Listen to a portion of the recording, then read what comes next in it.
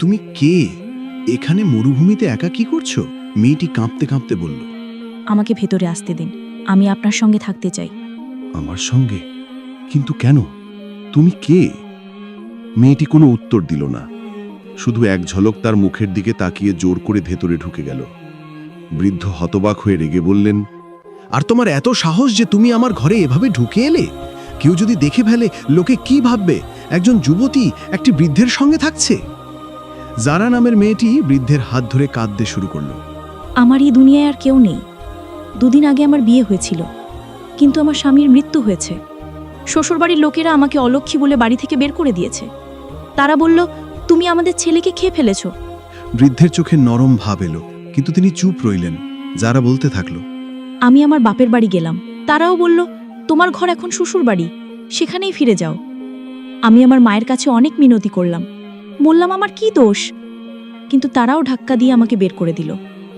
বৃদ্ধ গভীর নিঃশ্বাস নিয়ে ধীরে ধীরে বললেন, ঠিক আছে মা, তুমি এখানে থাকতে পারো যতদিন খুশি, কিন্তু কেউ যদি দেখে ফেলে তাহলে লোকে অনেক কথা বলবে। যারা মাথা নিচু করে এক কোণে গিয়ে বসল। বৃষ্টি ততক্ষণে থেমে গেছে, কিন্তু তার কাপড় কখনো ভেজা ছিল। বৃদ্ধ তাকে একটি চাদর দিয়ে বললেন, এটা নাও, ঠান্ডা লেগে যাবে। পরের দিন যারা বৃদ্ধের জন্য চা বানালো। সে চুপচাপ এসে বলল, চা খেয়ে নিন। বৃদ্ধ অবাক হয়ে তাকালেন, তুমি বানিয়েছ? যারা হেসে মাথা নাড়ল। সময় কাটতে লাগলো। যারা ধীরে ধীরে বৃদ্ধের কাছাকাছি আসতে শুরু করলো। কখনো তার পা টিপে দিত, কখনো হাত ধরে জোর করে নিজের পাশে বসিয়ে নিত। সে বৃদ্ধের মাথা টিপে দিত, তেল দিয়ে মালিশ করত। বৃদ্ধ প্রথমে ইতস্তত করতেন। রাতে যখন বৃদ্ধ ঘুমিয়ে যেতেন, যারা তার পাশে এসে বসে থাকত এবং ঘন্টার পর ঘন্টা তাকে দেখত। তার চোখে এক অদ্ভুত দ্যুতি ছিল, যেন সে কোনো হারানো পৃথিবীকে খুঁজছে। একদিন বৃদ্ধ যারাকে জিজ্ঞাসা করলেন, তোমার এখানে কেমন লাগছে? যারা ধীরে ধীরে বলল, এখানে শান্তি আছে। আপনার কাছে এসে আমার মনে হয় যেন আমি সুরক্ষিত আছি। বৃদ্ধ চোখ নামিয়ে নিলেন। তিনি সেই অনুভূতির সঙ্গে লড়াই করছিলেন যা তার হৃদয়ে জন্ম নিচ্ছিল। একজন বৃদ্ধ মানুষ যে বহু বছর আগে ভালোবাসাকে কবর দিয়েছিলেন, এখন একজন যুবতীর উপস্থিতিতে অস্থির হয়ে উঠছিলেন। যারা একদিন বৃদ্ধের হাত ধরে বলল, আপনি খুব ভালো মানুষ। দুনিয়ার সবাই আমাকে প্রত্যাখ্যান করেছে, কিন্তু আপনি আমাকে আশ্রয় দিয়েছেন। বৃদ্ধ কিছু বলতে চাইলেন, কিন্তু শব্দ তার ঠোঁটে এসে থেমে গেল। যারা হেসে বলল, আমি কি আপনার জন্য কিছু রান্না করব? খেতে কি পছন্দ করেন? বৃদ্ধ প্রথমবারের মতো মন খুলে হাসলেন আর বললেন, তুমি যা বানাবে সেটাই ভালো লাগবে। এখন যারা প্রতিদিন বৃদ্ধের জন্য রান্না করত, তার কাপড় ধুত এবং ঘর পরিষ্কার করত। সে যেন স্ত্রীর মতোই তার সঙ্গে থাকতে শুরু করলো। কিন্তু তাদের মধ্যে কোনো সম্পর্ক ছিল না, শুধু নীরবতা, নৈকট্য আর একটি অনুভূতি। বৃদ্ধ অনুভব করলেন যে যারার উপস্থিতি তার জীবনে রং ভরে দিয়েছে। যে মানুষটি বছরের পর বছর একাকী ছিলেন, এখন তার হৃদয়ে একটি দ্যুতি, একটা আশা। কিন্তু তিনি জানতেন যে এটি সাময়িক। সমাজের চোখে এই সম্পর্ক অদ্ভুত, অগ্রহণযোগ্য। এক রাত্রে যখন চাঁদনি বালির ওপর ঝিকমিক করছিল, যারা বৃদ্ধের কাছে এসে তার পাশে বসল। আপনার কি কখনো ভালোবাসা হয়েছিল? সে জিজ্ঞাসা করল। বৃদ্ধ দীর্ঘ নীরবতার পর বললেন, হ্যাঁ, অনেক বছর আগে, কিন্তু সে ভালোবাসার সময়ের সঙ্গে মাটির নিচে চাপা পড়ে গেছে। যারা ধীরে ধীরে বলল, হয়তো ভালোবাসা কখনো মরে না, শুধু লুকিয়ে থাকে এবং কোনোদিন আবার জেগে ওঠে। বৃদ্ধ তার দিকে তাকালেন এবং প্রথমবারের মতো তার চোখে সেই দ্যুতি দেখতে পেলেন, যা বহু বছর আগে অন্য কারো জন্য ছিল। যারা তার হাত ধরল এবং বলল, আমি এখানে থাকতে চাই, সব সময়। বৃদ্ধ কিছু বললেন না, শুধু আকাশের দিকে তাকালেন, যেন কোনো উত্তরের খোঁজে আছেন। তিনি জানতেন যে যারা যুবতী, সুন্দরী, আর তিনি নিজে একজন ক্লান্ত বৃদ্ধ।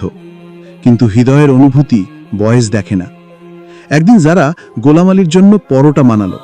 সে থালা নিয়ে এসে বলল, আজ কিছু বিশেষ বানিয়েছি। গোলাম আলী হাসলেন, বিশেষ? আমার জন্য? যারা দুষ্টুমি করে বলল, আর কার জন্য? এখানে আর কে আছে? গোলাম আলী পরোটা তুলে এক কামড় দিতেই থেমে গেলেন। এ তো খুব সুস্বাদু। যারা খুশি হয়ে বলল, শুধু আপনার প্রশংসাই যথেষ্ট। দিন গড়াতে লাগলো। যারা এখন গোলাম আলীর সঙ্গে বসে কথা বলতো, তার পুরনো স্মৃতি শুনত এবং কখনো কখনো তার কাঁধে মাথা রেখে চুপ করে থাকত। গোলাম আলীর হৃদয়ে একটি নরম কোণ তৈরি হয়ে গিয়েছিল। তিনি যারাকে শুধু একজন অতিথি মনে করতেন না, বরং মনে করতেন সে তার জীবনের অংশ হয়ে গেছে।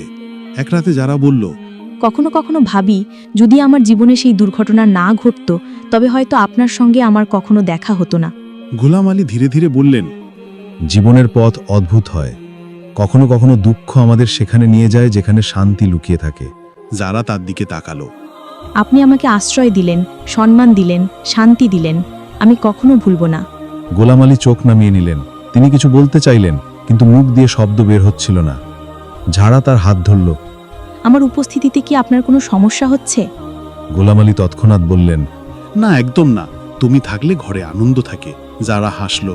তাহলে আমাকে যেতে বলবেন না। গোলাম আলী মাথা নাড়লেন, যতদিন খুশি এখানে থাকো। এখন যারা গোলাম আলীর জন্য কাপড় সেলাই করত, জুতো পরিষ্কার করত, এবং যখন তিনি ক্লান্ত হয়ে যেতেন তখন তার পা টিপে দিত। সে যেন স্ত্রীর মতোই তার সঙ্গে থাকতে শুরু করেছিল, কিন্তু তাদের মধ্যে কোনো সম্পর্ক ছিল না, শুধু নীরবতা, নৈকট্য আর একটি অনুভূতি। একদিন যারা গোলাম আলীর জন্য তেলের মালিশ করল। সে তার মাথায় তেল লাগাতো, ধীরে ধীরে আঙুল দিয়ে মালিশ করত, আর গোলাম আলী চোখ বন্ধ করে শান্তি অনুভব করতেন। সেই মুহূর্তগুলো যেন সময়কে থামিয়ে দিত। গোলাম আলী একদিন যারাকে জিজ্ঞাসা করলেন, তোমার এখানে কেমন "আমিও লাগে?" তোমাকে আপন যারা মনে বলল, করতে শুরু এখানে করেছি। মন লেগে গেছে। আপনার সঙ্গে থেকে মনে হয় যেন আমি কোনো আপনজনের সঙ্গেই আছি। গোলাম আলী ধীরে ধীরে কি বলতে বললেন। চাও? যারা হেসে বলল। তাহলে আমাকে মেয়ে বলে ডাকবেন না? গোলাম আলী চমকে গেলেন। যারা চোখ নামিয়ে নিল। শুধু মেয়ে বললে মন খারাপ হয়। গোলাম আলী কিছু বললেন না, কিন্তু তার হৃদয়ে এক ঝড় উঠল। তিনি জানতেন যে যারার মনে কিছু আছে, এবং হয়তো তারও মনে। একদিন যারা গোলাম আলীর জন্য একটি ছোট উপহার বানালো, একটি কাপড়ের রুমাল, যাতে যে হাতে সেলাই করে গোলাম আলীর নাম লিখেছিল। রুমালটি নিয়ে এসে বলল, এটা আপনার জন্য। গোলাম আলী ধন্যবাদ, রুমালটি যারা। দেখলেন এবং তার চোখে জল এলো। এটা তুমি বানিয়েছো? যারা মাথা নাড়ল। গোলাম আলী রুমালটি বুকে চেপে ধরলেন। এখন তিনি তাকে যারাই বলে ডাকতেন, মেয়ে নয়। যারাও গোলাম আলীকে বাবা বলা ছেড়ে দিয়েছিল, সে এখন শুধু আপনি বলতো। এক রাতে যখন গোলাম আলী ঘুমিয়েছিলেন, যারা তার পাশে এসে ধীরে ধীরে তার মুখ দেখল। সে ঘন্টার পর ঘন্টা তাকে দেখতে থাকলো, যেন তার মুখে কোনো গল্প পড়ছে। গোলাম আলী চোখ খুললেন। যারা, তুমি জেগে আছো? যারা বলল। হ্যাঁ, শুধু আপনাকে দেখছিলাম। গোলাম আলী ধীরে ধীরে বললেন, কি দেখছিলে? ঝাড়া বলল, এমন একটি মুখ যা আমাকে জীবন দিয়েছে। গোলাম আলী কিছু বললেন না, শুধু চোখ বন্ধ করলেন। কিন্তু তার হৃদয়ে এক অদ্ভুত উষ্ণতা ছিল, যেন ভালোবাসা আবার নতুন করে জন্ম নিয়েছে। গোলাম আলীর জীবনে যারা এখন শুধু একজন অতিথি ছিল না, সে তার দিনের আলো, রাতের নীরবতা এবং হৃদয়ের স্পন্দন হয়ে উঠেছিল। মরুভূমির একাকিত্বে দুজন একে অপরের ছায়া হয়ে গিয়েছিল। সময় তো থামে না, একদিন যারা গোলাম আলীকে কিন্তু বলল, কিছু মুহূর্ত কখনো হৃদয়ে কখনো চিরকালের ভাবি জন্য থেকে যদি যায়। সময় থেমে যেত তাহলে কেমন হতো। গোলাম আলী ধীরে ধীরে বললেন,